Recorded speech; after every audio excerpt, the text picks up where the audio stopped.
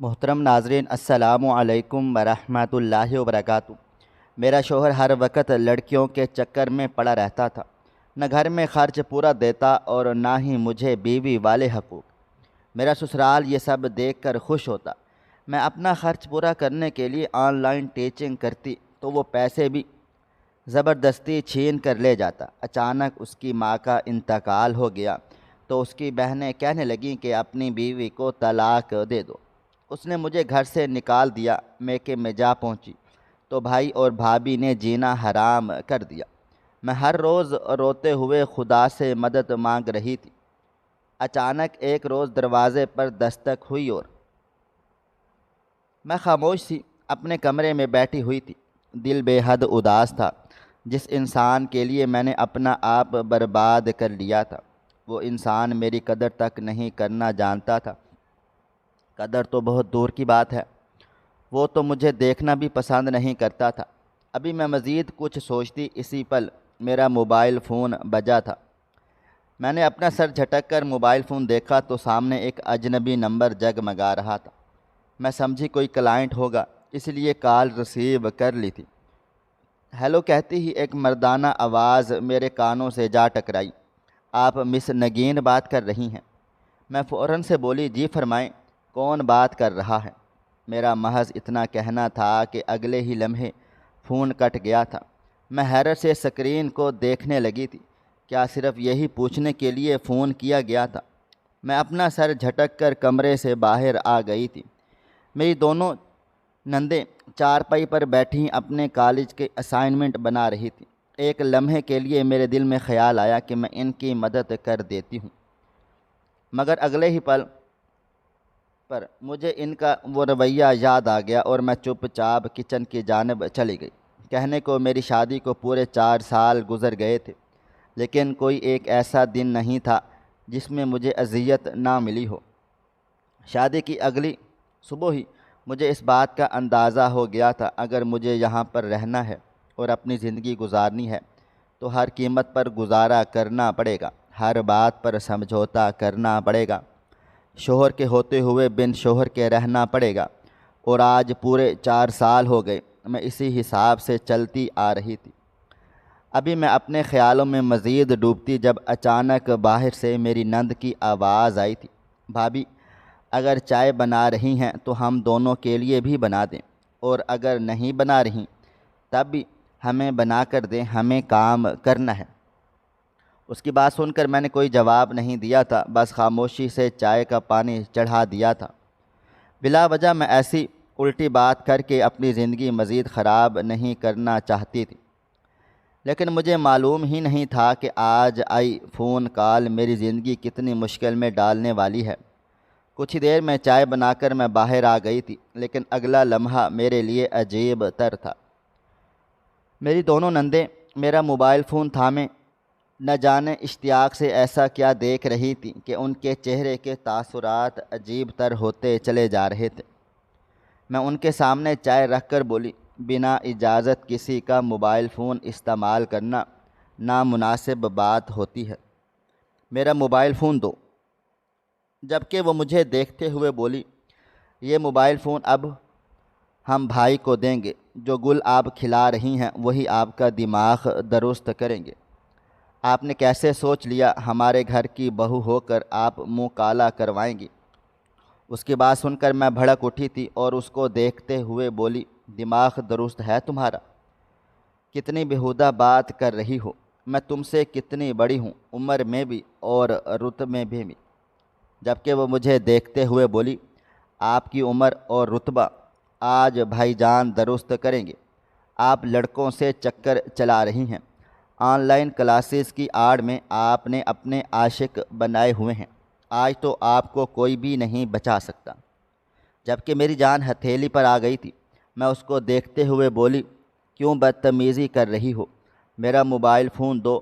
جبکہ وہ سر نفی میں ہلاتے ہوئے بولی، کون ہے یہ جو آپ کو جان بابو میری زندگی جیسے لقب دے رہا ہے؟ اس نے اچانک کی سکرین میری طرف گھمائی تھی۔ سامنے وہی انجان نمبر تھا جس سے کچھ دیر پہلے میری بات ہوئی تھی۔ اب اس کے ان باکس میں کئی عجیب تر میسیجز آئے ہوئے تھے، جہاں پر زیادہ تر میسیج ایک ہی تھا کہ آپ کی آواز کا میں دیوانہ ہوں، آپ کی آواز جیسی میں نے کوئی آواز نہیں سنی، آپ کی سریلی آواز آج میرے کانوں میں رس گھول چکی ہے، میں کل بھی فون کروں گا، میں آپ کا بہت بڑا فین ہوں، زندگی رہی تو آپ سے ملاقات کے لیے بھی آؤں گا۔ جبکہ میں اس کو دیکھتے ہوئے بولی، دیکھو میری بات پر بھروسہ کرو، یہ ایک اجنبی نمبر تھا، تم میسیج غور سے ریڈ کرو، تمہیں سمجھ آ جائے گا کہ وہ کیا کہنا چاہتا ہے۔ میں نے صرف ہیلو کہا تھا اور اس نے مجھ سے صرف اتنا پوچھا تھا کہ آپ مس نگین ہیں۔ میرے جواب دیتے ہی اس نے فون کاٹ دیا۔ میری بات سن کر وہ دونوں بولی، آخر آپ اجنبی نمبر اٹھاتی کیوں ہیں؟ ہم تو نہیں اٹھاتے، ہمارے پاس بھی اکثر آتے رہتے ہیں، لیکن آپ ہی ایسی الٹی سیدھی حرکتیں کرتی ہیں۔ آپ کو لگتا ہے کہ ہم پاگل ہیں؟ آنے دیں آج بھائی کو اور امی کو بھی آج فیصلہ ہو کر رہے گا کہ آپ جیسی لڑکی ہمارے گھر میں نہیں رہ سکتی۔ آپ کی وجہ سے ہم بھی بدنام ہو جائیں گے، کچھ عرصے کے بعد ہماری عمریں بھی شادی کی ہو جائیں گی اور رشتے کے وقت ہمیں خوب ذلیل کیا جائے گا، جس کی ہم میں ہمت نہیں ہے۔ ان کی باتیں سن کر میرے ہاتھ پاؤں ٹھنڈے پڑ چکے تھے۔ میں ان کے آگے ہاتھ جوڑ کر بولی، تم دونوں کی باتوں سے میرا گھر برباد ہو جائے گا، تمہارا بھائی تو ویسے بھی موقع تلاش کرتا ہے مجھے طلاق دینے کا، میرا گھر برباد کر کے تم دونوں کو کیا حاصل ہوگا؟ میں تو کبھی تم دونوں سے الجھتی بھی نہیں ہوں، بلکہ ہر کام خاموشی سے کر دیتی ہوں۔ جبکہ میری نند دوسری مجھے پیچھے کی طرف دھکیلتے ہوئے بولی، یہ ایموشنل بلیک میلنگ اپنے گھر جا کر کرنا، اب جاؤ یہاں سے، ہمارے سر پر سوار مت ہو۔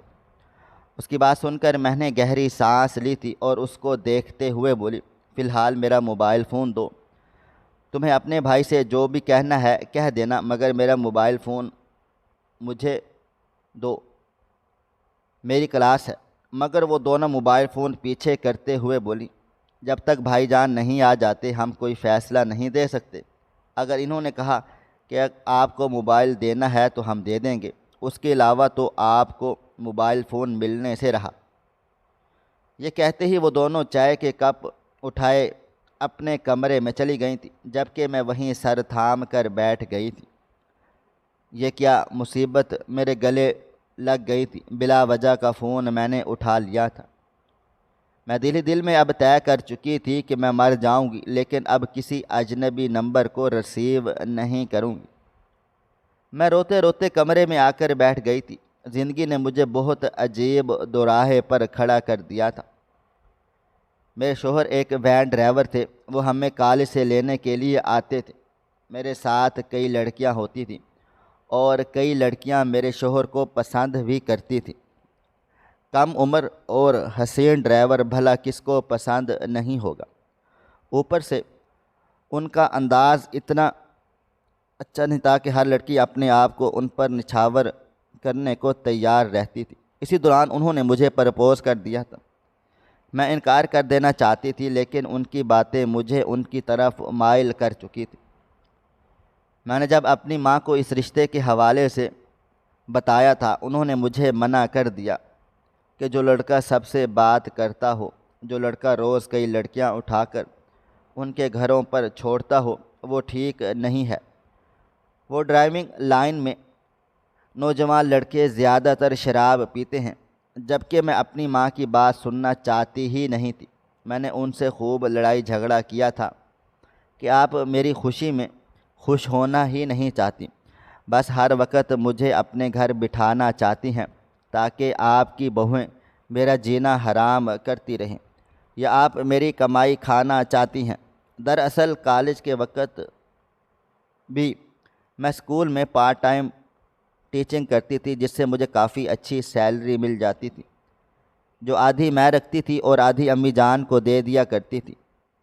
میری اس بات نے شاید امی جان کا دل توڑ دیا تھا اور وہ میری شادی ثاقب سے کروانے کے لیے تیار ہو گئی تھی۔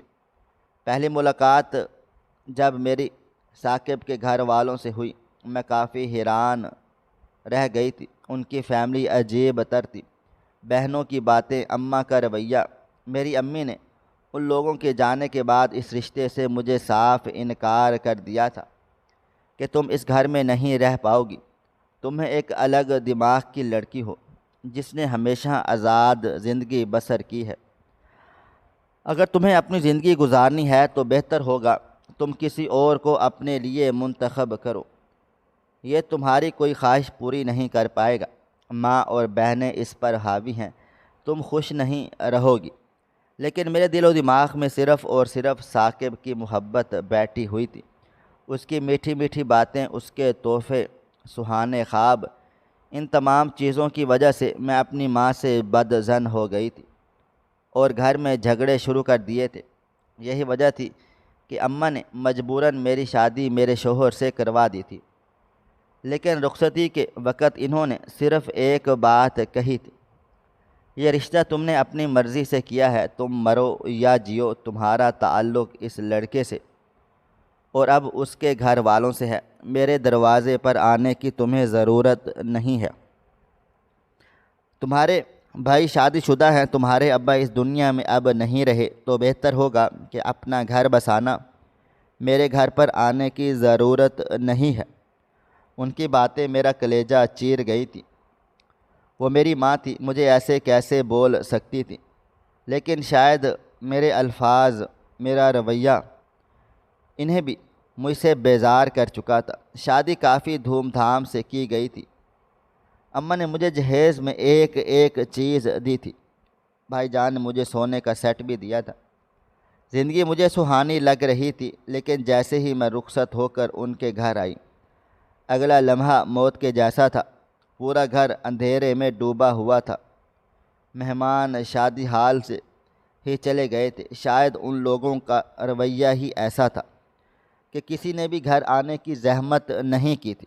مجھے لگا تھا کہ میرا استقبال بہت شاندار انداز میں کیا جائے گا، کچھ رسومات ہوں گی جو عموماً دلہن کے لیے ہوتی ہیں، لیکن ایسا کچھ بھی نہیں ہوا تھا۔ جو ان کی ماں بہنیں مجھے کار میں ہی چھوڑ کر خود اندر کو چلی گئی تھی۔ حیرانگی تو مجھے اس بات پر ہوئی تھی کہ میرے شوہر بھی ٹھہرے نہیں تھے، انہوں نے تو مجھے پلٹ کر دیکھنا بھی گوارا نہیں کیا تھا، بلکہ اپنی بہنوں کے پیچھے ہی ہاں ہوں کرتے ہوئے چلے گئے تھے۔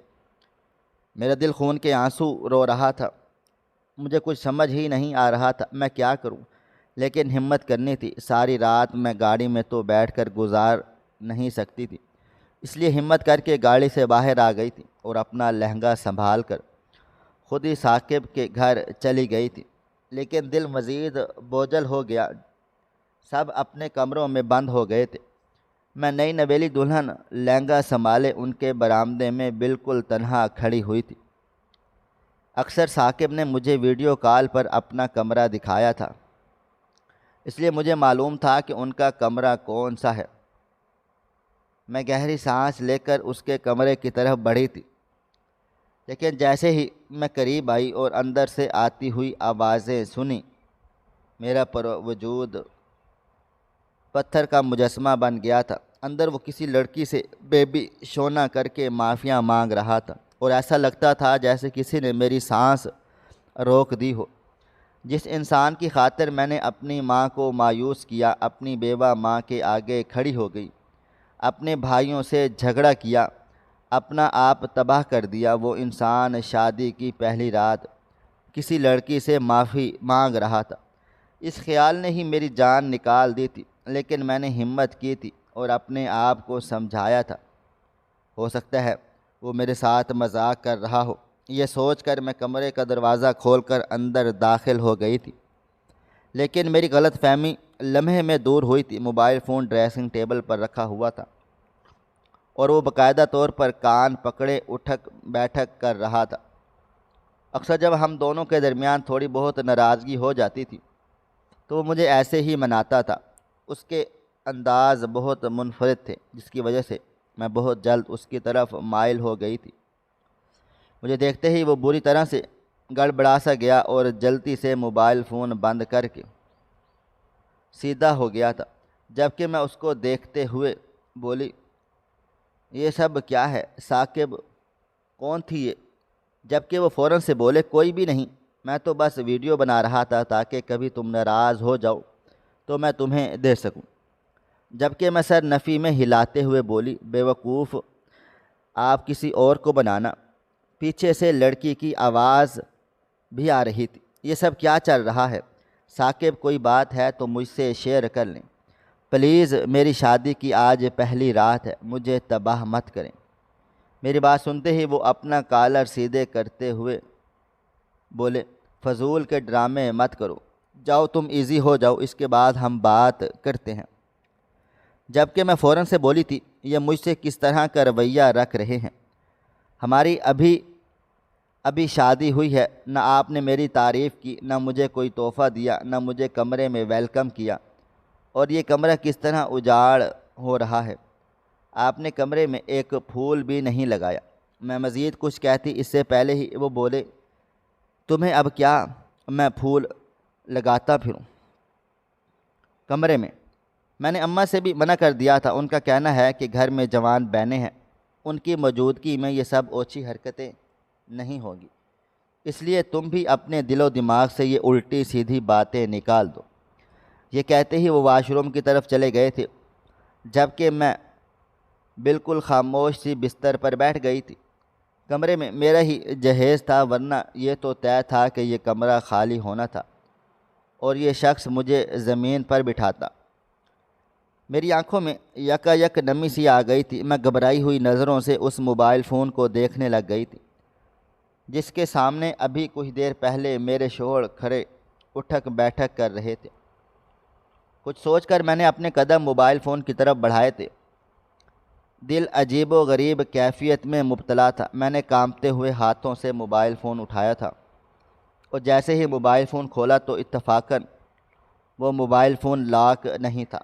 میں فوراً ہی واٹس ایپ پر چلی گئی تھی اور اگلا لمحہ میری جان نکال دینے والا تھا۔ وہاں پر تقریباً 4 لڑکیوں کو آئی لو یو کا میسج بھیجا گیا تھا۔ میں جیسے جیسے چیٹ پڑھتی چلی جا رہی تھی میرے ماتھے سے پسینے پانی کی طرح بہنا لگا تھا، آنکھوں سے بھل بھل آنسو بہنے لگ گئے تھے۔ یہ میرے ساتھ کیا ہو گیا تھا؟ مجھے کچھ سمجھ نہ آ رہا تھا۔ ابھی میں تیسری پروفائل کھولتی اسی پر واش روم کا دروازہ کھل گیا تھا اور میرے شوہر میرے قریب آ گئے تھے۔ میں کچھ کہتی اس سے پہلے ہی وہ میرے ہاتھ سے اپنا موبائل فون جھپٹتے ہوئے بولے تمیز نہیں ہے تم میں؟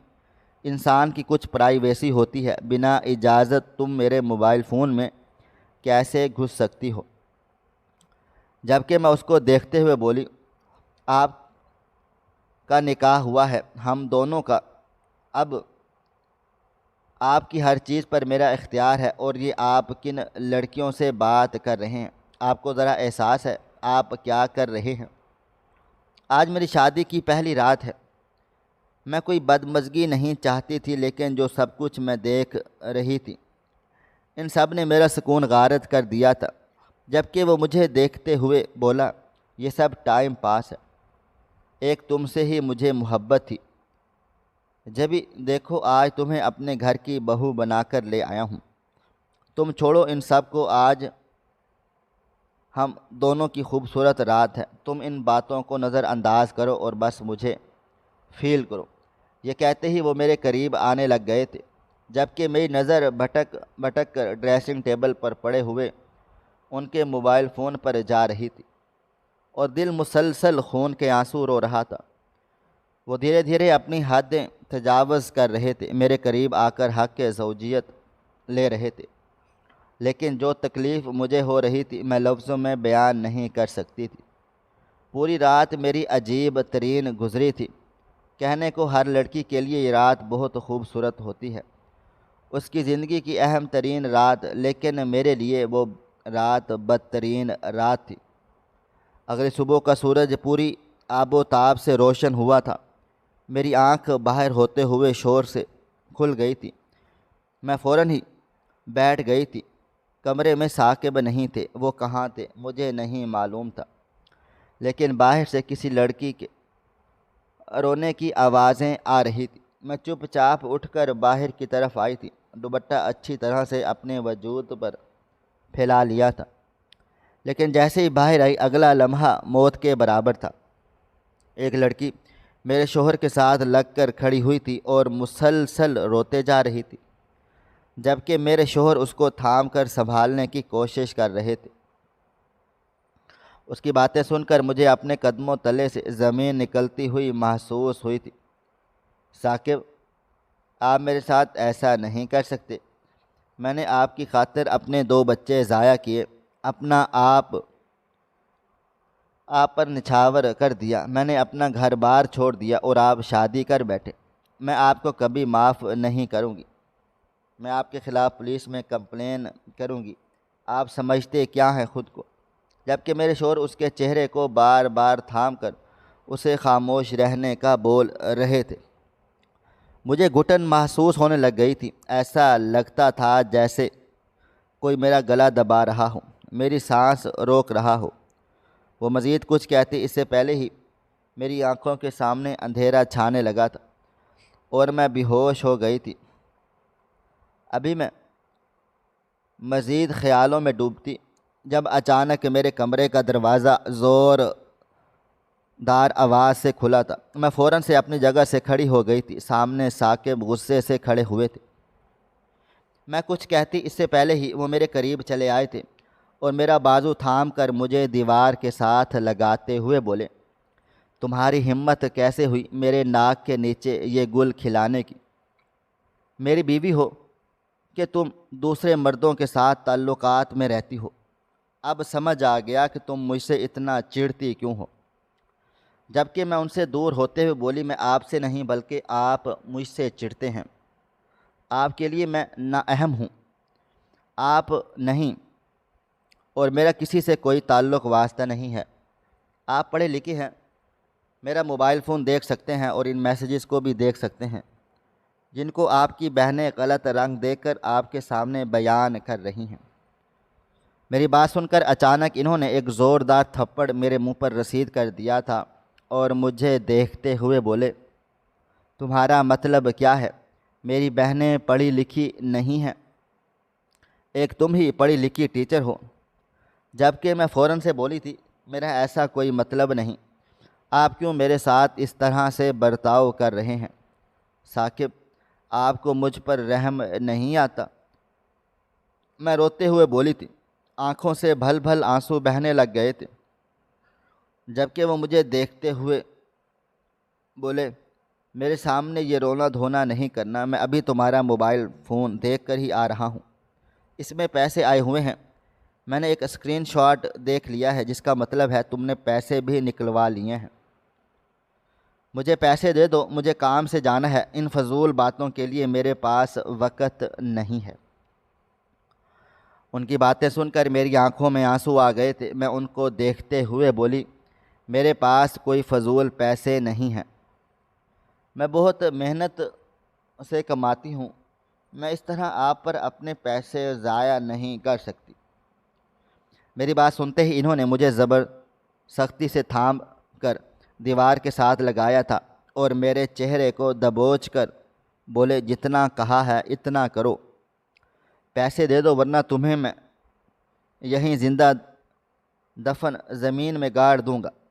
تم کیا سمجھتی ہو مجھے کچھ پتہ نہیں؟ تمہاری ہر کمزوری میرے پاس ہے، اگر تم نے مجھے پیسے نہیں دیے تو تمہارے ہر اسٹوڈنٹ کو تمہارے خلاف کر دوں گا، الٹی سیدھی باتیں کر کے ان کے پیرنٹس کو بتاؤں گا، پھر وہ سب تم سے بدظن ہو جائیں گے، بہتر ہے کہ مجھے پیسے دے کر معاملہ یہی ختم کر لو۔ ان کی بات سن کر میری آنکھوں سے آنسو بہنے لگ گئے تھے۔ زندگی اتنی تنگ ہو جائے گی میں نے کبھی تصور بھی نہیں کیا تھا۔ اپنا آپ سنبھال کر میں الماری کی طرف بڑھی تھی۔ ابھی کچھ دن پہلے ہی میری سیلری آئی تھی، مگر کہتے ہیں نا، آنے سے پہلے اللہ تعالیٰ طے کر دیتے ہیں کہ کون سا پیسہ کہاں خرچ ہوگا۔ شاید میرے پیسے بھی طے ہو چکے تھے، جو اس بدبخت انسان کے ہاتھوں میں ہی خرچ ہونے والے تھے۔ میں نے روتے ہوئے اپنی پوری سیلری اس کے ہاتھ میں تھما دی تھی، جبکہ وہ مجھے دیکھتے ہوئے بولا، آج روشنی کو ڈیٹ پر لے کر جاؤں گا، اور ہاں، رات کے لیے میرا کپڑے نکال دو، وہ بلیک شرٹ اور خاکی پینٹ نکال دینا، اور ساتھ میں میرا بلیک کوٹ بھی۔ نکال دو، تھوڑا سا لک اچھا آ جائے گا۔ میں اس کے لیے کوئی بھی تحفہ لے کر آتا ہوں۔ وہ میری جان جلا کر کمرے سے چلے گئے تھے، جب کہ میں روتے ہوئے وہیں زمین پر بیٹھتی چلی گئی تھی۔ زندگی اتنی مشکل تھی کہ میں اپنی تکلیفیں لفظوں میں بیان نہیں کر سکتی تھی۔ میں نے اپنے آنسوؤں کو صاف کیا اور گھسیٹتی ہوئی خود کو الماری کے قریب لے آئی تھی۔ مجھے معلوم تھا اگر میں اس بدبخت شخص کے کپڑے نہیں نکالتی تو بلا وجہ وہ مجھے صبح اذیت دیتا، اور مجھ میں اذیت سہنے کی بالکل بھی ہمت نہ تھی۔ جلدی جلدی میں نے اس کے کپڑے نکال کر پریس کر دیے اور باہر آ کر اپنی نندوں سے موبائل فون لیا تھا، کیونکہ تقریباً آدھے گھنٹے کے بعد میری کلاس تھی۔ میں نے جلدی جلدی منہ ہاتھ دھو لیا تھا۔ رونے کی وجہ سے میرا چہرہ کافی لال سرخ ہو گیا تھا۔ میں دیکھنے میں بدصورت نہیں تھی بلکہ اچھی خاصی تھی۔ شادی سے پہلے کئی لوگ میرے دیوانے تھے، کئی رشتے میرے لیے آتے تھے، لیکن میں صرف ثاقب کے لیے پاگل ہو رہی تھی۔ اور کہتے ہیں نا، جب آپ ہزاروں کو ٹھکرا کر کسی ایک کو چن لو تو وہی آپ کو کہیں کا نہیں چھوڑتا۔ میرے ساتھ ہی کچھ ایسا ہی ہوا تھا۔ وقت دھیرے دھیرے گزرنے لگا تھا۔ تمام چیزیں ترتیب دیتے دیتے آدھا گھنٹہ بیت گیا تھا، اور اگلے ہی لمحے میں نے اپنی کلاس شروع کر لی تھی۔ میں ایک ساتھ 2 بچوں کو اس وقت ٹیوشن دیتی تھی۔ سامنے وہ دونوں بچے خاموشی سے اپنے کتاب لیے بیٹھے تھے، جبکہ میں مکمل انہی پر دھیان دے کر پڑھانے لگ گئی تھی۔ میرے ساتھ ابھی کچھ دیر پہلے جو کچھ بھی ہوا تھا، فی الحال میں نے اس کو اپنی زندگی سے نکال دیا تھا۔ اگر مجھے اپنے کیریئر پر فوکس کرنا تھا تو میں صرف اور صرف آج کے بارے میں سوچنا چاہتی تھی۔ ماضی اور مستقبل دونوں کو میں نے ایک طرف کر دیا تھا، اور شاید یہی میری زندگی کی سب سے بڑی غلطیاں تھیں جنہیں میں خود کرتی چلی جا رہی تھی۔ کلاس میں نے تقریباً 1 گھنٹہ لی تھی۔ ہوم ورک دے کر میں نے موبائل فون بند کر دیا تھا، چپ چاپ وہیں بیٹھ گئی تھی۔ دل و دماغ پر اب دوبارہ ثاقب اور اس کی حرکتیں سوار ہو گئی تھیں۔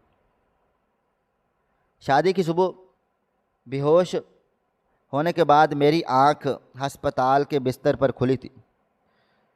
میں کچھ دیر مجھے سمجھ ہی نہ آیا تھا کہ میں کہاں پر ہوں، لیکن جیسے ہی میرا دماغ بیدار ہوا تو میں نے ہسپتال میں ہنگامہ کر دیا کہ میرے شوہر کو بلاؤ، لیکن ثاقب کا کوئی وجود کہیں بھی نہیں تھا۔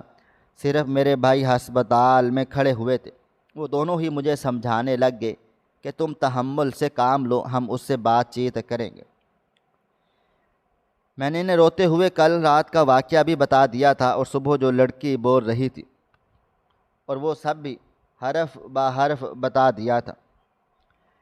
میرا ایک بھائی تو مجھے خوب ذلیل و رسوا کرنے لگا تھا کہ جب ہم تمہیں روک رہے تھے، تمہیں منع کر رہے تھے کہ یہ سب کچھ نہیں کرو، اپنے قدم روک لو، تب تم نے ہماری ایک بات بھی نہیں سنی تھی، بلکہ ہم سے ہی بغاوت کر کے اس شخص کی طرف ہو گئی تھی جس نے تمہیں کہیں کا بھی نہیں چھوڑا۔ مگر میرے دوسرے بھائی نے اسی پل میرا ساتھ دیا تھا کہ ان باتوں کا ابھی کوئی وقت نہیں ہے، ہم ثاقب سے بات چیت کریں گے کہ یہ کیا تماشا ہے، اور پھر وہ ہماری بہن کو اس طرح سے رسوا نہیں کرے گا۔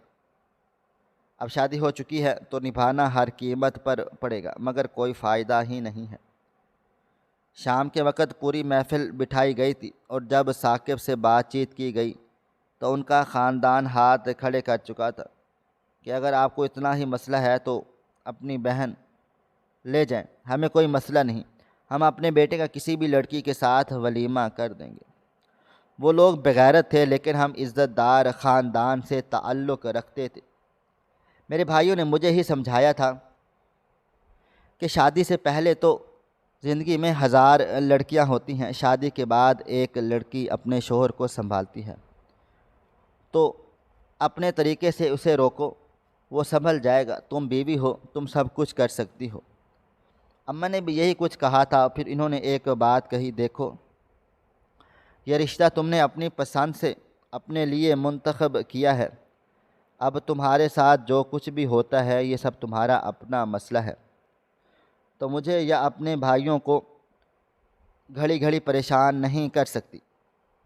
ان کی باتیں میرا کلیجہ چیر گئی تھی، مگر انہوں نے شادی سے پہلے بھی مجھے کئی بار یہ بات سمجھائی تھی کہ جو شخص ڈرائیور ہونے کے باوجود ایسی حرکتیں کر رہا ہے، یقیناً وہ کہیں اور بھی منہ مار چکا ہوگا۔ لیکن میں عقل کی اندھی اپنے ماں باپ کے ہی خلاف ہو کر اس اجنبی پر بھروسہ کر چکی تھی جس نے میری زندگی تباہ و برباد کرنے کا فیصلہ کر لیا تھا۔ محفل بٹھانے کے بعد میری ذات کو بھی میرے سسرال والوں نے 2 کوڑی کا کر کے رکھ دیا تھا۔ ولیمے کی رات مجھے لگا تھا کہ میرے شوہر اپنی ہر غلطی کا ازالہ کریں گے، لیکن وہ تو کمرے میں ہی نہیں آئے تھے۔ اگلی صبح جب میں نے اپنی ساس سے ان کا پوچھا تو انہوں نے سادہ لفظوں میں کہا تھا، وہ تو اپنے کسی گرل فرینڈ کے ساتھ مری گھومنے کے لیے چلا گیا ہے، تقریباً کوئی 2 دن کے بعد آ جائے گا۔ تم جا کر کچن سنبھالو، تم اس گھر کی بہو ہو، بہوؤں کا کام کچن سنبھالنا ہی ہوتا ہے۔ جبکہ میں حیرت سے اپنی ساس کو دیکھ رہی تھی، وہ ایسے کیسے کہہ سکتی تھی؟ اللہ تعالیٰ نے اس کو بھی 2 بیٹیاں دی ہوئی تھیں، یہ بات وہ کیسے بھول گئی تھی؟ میں روتے ہوئے بولی، امی جان آپ تو ماں ہیں، آپ اپنے بیٹے کو گناہ کی طرف کیوں دھکیلے جا رہی ہیں؟ میں بیوی ہوں، وہ ایسا کیسے کر سکتے ہیں؟ جبکہ میری ساس محض اتنا بولی تھی، میں کچھ بھی نہیں کر سکتی، میں مجبور ہوں، وہ اس گھر کا خرچہ چلاتا ہے، اب وہ کیا کرتا ہے یہ اس کا مسئلہ ہے، اب جوان اولاد پر ہم ڈنڈے کا زور تو نہیں رکھ سکتے۔ ان کی باتیں مجھے بہت زیادہ اداس کر گئی تھیں، مگر میں نے فی الحال چپ لگا لی تھی اور یہی چپ میرے گلے کا توق بن گئی تھی۔ وقت کی رفتار دھیرے دھیرے گزرتی چلی جا رہی تھی اور میرے شوہر کی حرکتیں بالکل بھی تبدیل نہیں ہوئی تھی۔ نہ وہ مجھے شوہر کے حقوق دیتے، نہ وہ گھر کا خرچہ دیتے تھے۔ 1 سال میں نے بہت مشکل سے اپنی ماں سے مانگ کر گزارا کر لیا تھا، لیکن اب مجھے شرم آنے لگ گئی تھی، اس لیے میں نے کام ڈھونڈنا تلاش کر لیا تھا۔ میرے پاس موبائل فون تھا اور پڑھانے کی سکل بھی تھی۔ اپنی پرنسپل سے بات کر کے مجھے کچھ ٹیوشنز مل گئے تھے جنہیں میں گھر میں بیٹھ کر ہی دینے لگ گئی تھی، اور جیسے ہی یہ خبر میرے شوہر کو ہوئی تو وہ بہت زیادہ خوش ہو گئے تھے، مگر مجھے معلوم ہی نہ تھا کہ اس خوشی کے پیچھے راز کیا ہے۔ مہینہ گزرنے کے بعد جیسے ہی میری پہلی سیلری آئی، انہوں نے سارے پیسے مجھ سے چھین لیے تھے۔ ان کا کہنا تھا کہ تم اس گھر میں رہ رہی ہو، یہاں کا کھانا کھا رہی ہو، تمہیں کچھ تو دینا پڑے گا، اب اگر تم کمائی کرنا شروع کر چکی ہو تو میری مدد کرو، میں کب تک وین چلاتا رہوں گا، مجھے کاروبار کرنا ہے، اور اچھے ٹیوشنز پکڑو تاکہ ہماری زندگی میں بہار آ جائے۔ ان کی بات مجھے بہت عجیب و غریب لگی تھی، مگر میں نے اپنے لب سی لیے تھے۔ کچھ مہینوں تک میں نے یہ تماشا برداشت کر لیا تھا، مگر دھیرے دھیرے مجھے بھی چالاکیاں سمجھ آنا شروع ہو گئی تھی۔ آدھی تنخواہ میں اپنے شوہر کے سامنے رکھتی تھی اور باقی کی تنخواہ میں چھپا لیتی تھی تاکہ میرے پاس کچھ بچ سکے، لیکن مجھے اپنی ماں پر افسوس ہوتا ہے۔ بے شک میں نے بہت بڑی غلطی کی، ایک ایسی غلطی جس کی کوئی معافی تلافی نہیں، لیکن اگر میری اماں چاہتی تو مجھے اس آدمی سے شروع میں ہی الگ کروا سکتی تھی، میری کہیں اور شادی کروا دیتی، میرے ساتھ یہ سب کچھ نہ ہوتا۔ مگر شادی کے 2 سال کے بعد میری ماں کا انتقال ہو گیا تھا اور وہ اس دنیا سے رخصت ہو گئی تھی، اور اصل تماشا اس کے بعد شروع ہوا۔ میرے شوہر کو جو تھوڑا بہت خوف میرے میکے کا تھا وہ مکمل طور پر مٹ گیا تھا۔ میرے بھائیوں کو مجھ سے کوئی خاص سروکار نہیں تھا کہ وہ اپنی زندگیوں میں مگن ہو گئے تھے، ان کی بیویاں تھیں، ان کے بچے تھے۔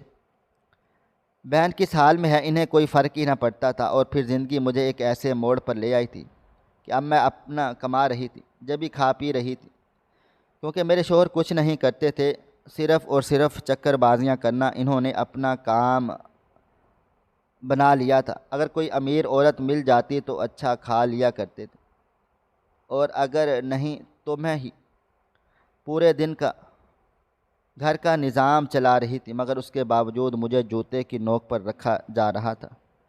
ابھی میں اپنے خیالوں میں ہی ڈوبی ہوئی تھی جب اچانک کسی نے میرے کمرے کا دروازہ زور زور سے پیٹا تھا۔ میں فوراً سے گھبرا کر کھڑی ہو گئی تھی۔ وہ مجھے دیکھتے ہوئے بولی، بھابھی، امی جان کو پتہ نہیں کیا ہو گیا ہے، جب سے خالہ جان کے گھر سے واپس آئی ہیں آنکھیں ہی نہیں کھول رہیں، اور ابھی تو انہوں نے عجیب عجیب آوازیں نکالی تھیں اور اب بالکل ٹھنڈی پڑ چکی ہیں۔ اپنی نند کی بات سن کر میری جان لبوں پر آ گئی تھی۔ جس طرح کا منظر اس نے کھینچا تھا وہ میری روح دہلا چکا تھا۔ میں فوراً سے باہر آئی تھی اور اپنی ساس کے کمرے کی طرف بھاگی تھی، مگر میری نند کے کہنے کے بالکل ٹھیک مطابق وہ واقعی ہی ٹھنڈی پڑ چکی تھی، ان کا انتقال ہو گیا تھا۔ ہم فوراً سے ان کو لے کر ہسپتال بھاگے تھے۔ میں نے اپنے شوہر کو بھی راستے میں فون کر دیا تھا، وہ بھی ڈائریکٹ ہسپتال پہنچے تھے، مگر ہمیں وہاں جاتے جاتے بہت دیر ہو گئی تھی۔ میری ساس اللہ کو پیاری ہو چکی تھی، گھر میں قیامت برپا تھی، دونوں بیٹیوں کی حالت بہت زیادہ خراب تھی۔ یہی حال میرے شوہر کا بھی تھا، مگر اللہ تعالیٰ کی مرضی کے آگے ہم کچھ بھی نہیں کر سکتے۔ مارنے اور بچانے کی ذات صرف میرے پاک رب کی ہے۔ وقت کی رفتار نہ کبھی تھم سکی ہے اور نہ ہی کبھی تھم پائے گی۔ میری ساس کو مرے ہوئے آج پورے 2 ہفتے بیت گئے تھے۔ آج میں نے اپنی پہلی کلاس لی تھی، مگر مجھے اندازہ بھی نہیں تھا کہ گھر میں کیسا طوفان برپا ہونے والا ہے۔ کلاس لینا میرے لیے کتنا اذیت ناک ہوگا۔ ابھی میں فارغ ہی ہوئی تھی جب مجھے باہر سے چیخنے چلانے کی آوازیں آنے لگیں۔ میں باہر گئی تو وہ دونوں بہنیں اپنے بھائی جان سے لڑ رہی تھیں۔ میں نے غور کیا تو معاملہ مجھ سے ہی جڑتا تھا۔ میری چھوٹی نند میرے شوہر کو دیکھتے ہوئے بولی، اگر آپ نے اس عورت کو ابھی کے ابھی نہیں چھوڑا تو ہم دونوں گھر چھوڑ کر چلے جائیں گے۔ آپ اس کو طلاق دیں، ہم کمائیں گے، پھر اس گھر کو بھی چلا لیں گے، لیکن اس لڑکی کو ہم برداشت نہیں کر سکتے، اس کی وجہ سے ہماری ماں مر گئی ہے۔ اگر جلدی لڑکی باہر آ جاتی تو وہ بچ جاتی، یہی قصوروار ہے۔ آج دیکھیں کہ ہماری ماں کو مرے ہوئے صرف 2 ہفتے ہوئے ہیں اور یہ دوبارہ اپنے کام پر لگ گئی ہے، اس کو بالکل بھی شرم و حیا نہیں ہے۔ جبکہ میں فوراً سے بولی، اگر کام نہیں کرو گی تو گھر کا چولہا کیسے جلے گا؟ اور میں کون سا ناچ رہی ہوں، کمرے کے اندر بیٹھ کر کلاس ہی تو لے رہی تھی۔ ابھی میں مزید کچھ کہتی اس سے پہلے ہی میرے شوہر میرے قریب چلے آئے تھے اور میرے چہرے پر ایک زوردار تھپڑ مار کر بولے، میں تمہارے ساتھ رہنا ہی نہیں چاہتا، تم جیسی عورت کسی کا دکھ نہیں سمجھ سکتی۔ میں اپنے پورے ہوش و حواس میں تمہیں طلاق دیتا ہوں، طلاق دیتا ہوں، طلاق دیتا ہوں۔ یہ الفاظ نہیں، گویا وہ تھپڑ تھا جو میری 4 سال کی ریاضت پر پڑا تھا۔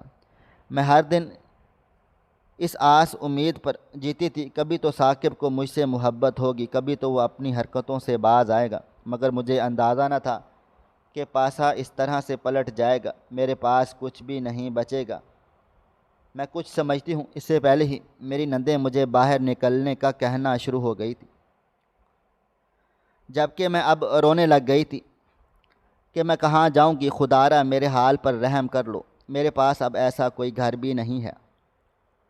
لیکن یہ بات محض فضول تھی اور انہوں نے میرا رونا پیٹنا بالکل بھی نہیں سنا تھا اور مجھے باہر نکال دیا گیا تھا۔ میرے پاس صرف میرا موبائل فون اور کچھ سامان تھا۔ یہ تو طے تھا کہ میں اب اپنے میکے جا کر اپنا سامان اٹھانے کا ارادہ رکھتی تھی، لیکن ابھی فکر مجھے گھر کی ہو رہی تھی، پتہ نہیں میرے بھائیوں کا رد عمل کیا ہوگا۔ فی الحال میں گھر چلی گئی تھی، لیکن جب میں اپنے بھائیوں کو اور اپنے بھابھی کو بٹھا کر یہ بات بتائی تو ان کا رویہ بہت عجیب و غریب سا تھا۔ میری بھابھیاں تو مجھے سیدھا بول کر اپنے کمروں میں چلی گئی تھیں کہ یہ سب تمہارے ہی عمل کا نتیجہ ہے۔ جب اماں تمہیں روک رہی تھی تو تم خود ہی آوارہ بن کر اس سے شادی کرنے کے لیے پاگل ہو رہی تھی۔ اب جو بھی تمہارے ساتھ ہوا ہے بالکل ٹھیک ہوا ہے۔ یہ الفاظ میرے لیے قیامت کی مانند تھے۔ مجھے سمجھ آ گیا تھا کہ یہاں میرا اب گزارا نہیں۔ وقت کی رفتار نہ کبھی تھم سکی ہے اور نہ ہی کبھی تھم پائے گی۔ میں اماں کے کمرے میں رہ رہی تھی، لیکن میرے لیے بہت زیادہ مشکلات کھڑی کر دی گئی تھیں۔ چھوٹی بھابھی کے بچے اماں کے کمرے میں رہنے لگ گئے تھے۔ ان بچوں کو بھی مجھ سے تکلیف ہونے لگ گئی تھی۔ مجھے ان ماؤں پر حیرانگی ہوتی ہے جو اپنے چھوٹے چھوٹے بچوں کو اپنے پھپھو کے خلاف اتنی غلط غلط باتیں سکھا دیتی ہیں۔ میں ان تمام ماؤں کو سلام پیش کرنا چاہتی ہوں جو اپنے بچوں کو سمجھاتی ہیں کہ خالہ اور ماموں تو بہت اچھے ہیں، لیکن پھپھو اور چاچو بالکل بھی اچھے نہیں۔ ان کے اس فن پر میں سلام پیش کرتی ہوں۔ وقت اور تیزی سے گزرا تھا اور یہاں رہتے ہوئے مجھے 2 ہفتے بیت گئے تھے۔ میں ایک بھی کلاس نہیں لے رہی تھی کیونکہ اس وقت میں عدت میں تھی اور میرے زیادہ تر اسٹوڈنٹ بالغ تھے جن سے میرا پردہ جائز تھا۔ میں اپنے کمرے میں بالکل خاموش بیٹھی ہوئی تھی جب اچانک میرے دونوں بھائی کمرے میں داخل ہوئے تو چلا میں کہ شاید وہ مجھے حوصلہ دینے آئے ہیں، لیکن اندر آتے ہی جو بات انہوں نے کہی وہ سن کر میں حیران رہ گئی تھی۔ میرے بھائی جان کا کہنا تھا کہ عدت مکمل ہونے کے بعد تم اپنا بندوبست کر لینا، ہم تمہیں اپنے گھر میں مزید نہیں رکھ سکتے، ہمارے بیوی بچے ہیں، ہماری پرائیویسی ڈسٹرب ہو رہی ہے، تم کماتی ہو تو افورڈ کر سکتی ہو، اگر ہمارے پاس کوئی اچھا رشتہ ہوا تو ہم تمہاری شادی بھی جلد کروا دیں گے۔ مجھے معلوم تھا یہ زبانیں میرے بھائیوں کی نہیں بلکہ ان کی بیویوں کے ہیں۔ میں نے کوئی جواب نہیں دیا تھا، بھلا میں ان سے الجھ کر کیا کرتی۔ وقت کی رفتار نہ کبھی تھم سکی ہے اور نہ کبھی تھم پائے گی۔ میں آج اللہ تعالیٰ سے بہت سی دعائیں مانگ رہی تھی، مجھ سے اب یہاں پر نہیں رہا جا رہا تھا۔ چھوٹی چھوٹی بات پر طعنے ملنا ایک انسان کو تباہ و برباد کر دیتا ہے۔ میں برآمدے میں ہی بیٹھی ہوئی تھی جب اچانک گھر کے دروازے پر دستک ہوئی تھی۔ میں کچھ دیر تک اندر سے کسی کے آنے کا انتظار کرتی رہی تھی، کیونکہ میں عدت میں تھی تو میرا دروازہ کھولنا مناسب نہیں تھا، مگر جب کوئی آیا ہی نہیں تو میں نے اٹھ کر دروازہ کھول دیا تھا اور میں آڑ میں ہو گئی تھی کیونکہ سامنے اجنبی مرد موجود تھا۔ میں کچھ کہتی اس سے پہلے ہی وہ بولا، مس نگین آپ۔ میں کچھ کہتی اس سے پہلے وہ مزید بولا، میں آپ کا ایک اسٹوڈنٹ ہوں، سرفراز بیگ، جو کیمرہ آف کر کے آپ کے سامنے آتا ہے۔ چند لمحے کے لیے میں کچھ بھی بول نہیں پائی تھی۔ اس ایک اسٹوڈنٹ سے میں پورے 10,000 روپے لیتی تھی۔ یہ بہت آرام سے پے کرتا تھا، بہت ہی زیادہ پولائٹ اور بہت اچھا انسان تھا۔ عمر زیادہ تھی اس لیے یہ کیمرہ آف رکھتا تھا۔ میں کچھ کہتی اس سے پہلے ہی وہ بولا، مجھے معلوم ہے کہ آپ کی طلاق ہو چکی ہے، میں آپ کے لیے اپنا رشتہ لے کر آنا چاہتا ہوں۔ آپ کے بھائیوں سے بات کرنے کی کوشش کی ہے لیکن ان کے پاس آپ کے لیے وقت ہی نہیں ہے۔ اگر آپ کا ارادہ بن جائے تو عدت کے بعد پلیز مجھ سے رابطہ ضرور کریے گا، میں آپ کو بہت زیادہ خوش رکھوں گا، میں آپ سے بہت زیادہ محبت کرتا ہوں۔ یہ کہہ کر وہ چلا گیا تھا، جبکہ میں بالکل سن رہ گئی تھی۔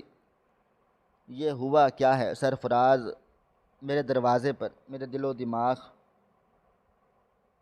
میں یکدم وہ نمبر آ گیا تھا جس سے اس دن مجھے فون کال آئی تھی۔ کیا یہ وہی سرفراز تھا؟ میں کچھ سوچ کر فوراً سے اپنے کمرے میں چلی آئی اور میں نے اسی نمبر کو ڈائل کیا۔ لمحے بعد موبائل فون سے کال ریسیو ہو گئی تھی۔ میں ہیلو کہتی اس سے پہلے وہ بولا، معذرت چاہتا ہوں، یہ میرا ہی نمبر ہے، مجھے معلوم تھا کہ آپ جتنی سمجھدار ہیں بہت جلد پکڑ لیں گی۔ وہ میسیجز کرنے کا مقصد صرف اور صرف آپ کو اپنی طرف مائل کرنا تھا، لیکن آپ بہت مختلف خاتون ہیں۔ اور میں فوراً سے بولی، میں شادی شدہ ہوں سرفراز اور تم کمارے ہو، جبکہ وہ فوراً سے بولا، 4 سال سے میں آپ کا انتظار کر رہا ہوں، یہ موقع میں ہاتھ سے جانے نہیں دے سکتا۔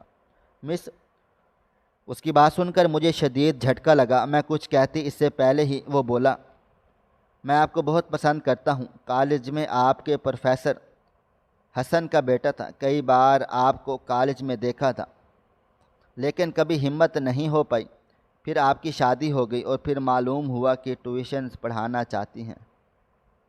حالانکہ میری پڑھائی مکمل ہو چکی ہے، صرف آپ کی خاطر، آپ کی آواز سننے کی خاطر میں ٹیوشن پڑھتا تھا۔ پلیز مجھے انکار مت کریں، میں آپ کو بہت زیادہ خوش رکھوں گا۔ مجھے آپ کی زندگی کے بارے میں سبھی کچھ پتہ ہے۔ میں فوراً سے بولی تھی، تمہیں سب کیسے پتہ؟ چند لمحے وہ خاموش رہا اور پھر بولا، جن سے محبت کی جاتی ہے ان سے باخبر بھی رہا جاتا ہے۔ یہ کہتے ہی اس کا موبائل فون بند ہو گیا تھا۔ میں نے فی الحال کچھ نہیں کہا تھا۔ وقت تیزی سے گزرتا چلا جا رہا تھا۔ عدت مکمل ہوتے ہی میں نے سرفراز اپنے والد کے ساتھ باقاعدہ میرا رشتہ لے کر آ گیا تھا۔ میں تو حیران رہ گئی، یہ ٹیوشن کلاسز میرے لیے اتنی فائدہ مند ثابت ہوں گی، میں نے کبھی سوچا بھی نہیں تھا۔ لیکن کہتے ہیں نا، جو لوگ صبر کرتے ہیں اللہ تعالیٰ ان کو پھل ضرور دیتا ہے، اور میرا پھل سرفراز بیگ تھا، جس نے میری پوری زندگی قسمت کو تبدیل کر دیا تھا۔ لوگ کہتے ہیں کہ معجزے نہیں ہوتے، مگر میں کہتی ہوں کہ جب اللہ تعالیٰ چاہے تو معجزے بھی ہوتے ہیں۔ بے شک اللہ تعالیٰ صبر کرنے والوں کے ساتھ ہے۔ ناظرین، آپ کو ہماری آج کی کہانی کیسی لگی؟ کومنٹ باکس میں اپنی رائے کا اظہار ضرور کریں۔ خواہش صرف اتنی ہے کہ کچھ الفاظ لکھوں جس سے کوئی گمراہی کے راستے پہ جاتے جاتے رک جائے، اور نہ بھی رکے تو سوچ میں ضرور پڑ جائے۔ پیارے دوستو، امید کرتا ہوں کہ آپ کو یہ ہماری کہانی پسند آئی ہوگی۔ کہانی پسند آئی ہو تو ویڈیو کو لائک کریں، کومنٹس کریں، شیئر کرنا بالکل بھی نہ بھولیں۔ اور ہاں، اگر آپ لوگ اس چینل پر نئے ہیں تو ہمارے چینل حریرہ انفو کو سبسکرائب ضرور کر لیں اور نوٹیفیکیشن کو ضرور دبا دیں، تاکہ آنے والی کہانی سب سے پہلے آپ کو مل سکے۔ ملتے ہیں کل ایک نئی اور دلچسپ کہانی کے ساتھ، تب تک اپنا ڈھیر سارا خیال رکھیے گا۔ اللہ حافظ۔